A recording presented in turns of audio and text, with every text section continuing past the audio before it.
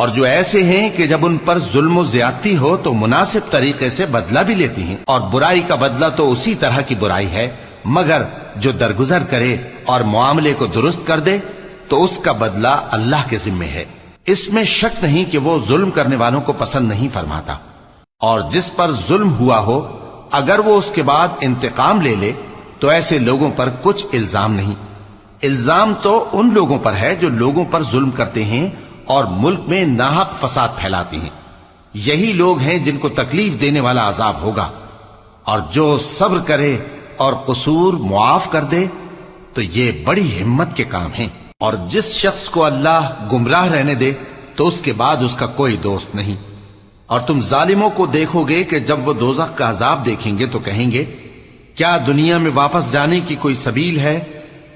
اور تم ان کو دیکھو گے کہ دوزخ کے سامنے لائے جائیں گے، ذلت سے عاجزی کرتے ہوئے چھپی نگاہ سے دیکھ رہے ہوں گے، اور مومن لوگ کہیں گے کہ گھاٹے میں رہنے والے تو وہ ہیں جنہوں نے قیامت کے دن اپنے آپ کو اور اپنے گھر والوں کو خسارے میں ڈالا۔ دیکھو کہ بے انصاف لوگ ہمیشہ کے دکھ میں پڑے رہیں گے، اور اللہ کے سوا ان کے کوئی دوست نہ ہوں گے کہ اللہ کے سوا ان کو مدد دے سکیں، اور جس کو اللہ گمراہ رہنے دے اس کے لیے ہدایت کا کوئی رستہ نہیں۔ ان سے کہہ دو کہ قبل اس کے کہ وہ دن جو ٹلے گا نہیں اللہ کی طرف سے آ موجود ہو، اپنے پروردگار کا حکم قبول کر لو۔ اس دن تمہارے لیے نہ کوئی جائے پناہ ہوگی اور نہ تم سے گناہوں کا انکار ہی بن پڑے گا۔ پھر اگر یہ منہ پھیر لیں تو ہم نے تم کو ان پر نگہبان بنا کر نہیں بھیجا، تمہارا کام تو صرف احکام کا پہنچا دینا ہے۔ اور جب ہم انسان کو اپنی رحمت کا مزہ چکھاتے ہیں تو وہ اس سے خوش ہو جاتا ہے، اور اگر ان کو انہی کے اعمال کے سبب کوئی سختی پہنچتی ہے تو سب احسانوں کو بھول جاتا ہے۔